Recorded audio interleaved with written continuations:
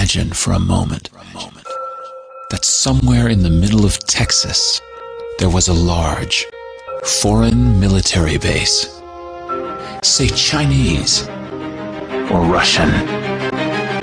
Imagine that thousands of armed foreign troops were constantly patrolling American streets in military vehicles. Imagine they were here under the auspices of keeping us safe, or promoting democracy, or protecting their strategic interests. Imagine that they operated outside of U.S. law and that the Constitution did not apply to them.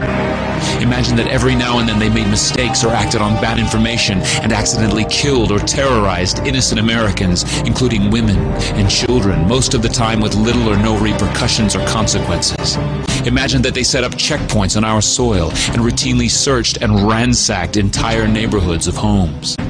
Imagine if Americans were fearful of these foreign troops and overwhelmingly thought America would be better off without their presence. Imagine if some Americans were so angry about them being in Texas that they actually joined together to fight them off in defense of our soil and sovereignty because leadership in government refused or were unable to do so. Imagine that those Americans were labeled terrorists or insurgents for their defensive actions and routinely killed or captured or tortured by the foreign troops on our land. Imagine that the occupiers' attitude was that if they just killed enough Americans, the resistance would stop, but instead, for every American killed, 10 more would take up arms against them, resulting in perpetual bloodshed. Imagine if most of the citizens of the foreign land also wanted these troops to return home. Imagine if they elected a leader who promised to bring them home and put an end to this horror.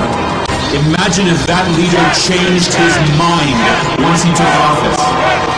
The reality is that our military presence on foreign soil is as offensive to the people that live there as armed Chinese troops would be if they were stationed in Texas.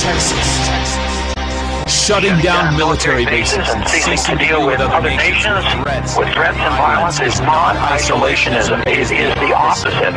Opening ourselves up to friendship, honest trade, and diplomacy is the foreign policy of peace and prosperity. It is the only foreign policy that will not bankrupt us in the short order, as our current actions most definitely will. I share the disappointment of the American people in the foreign policy rhetoric coming from the administration.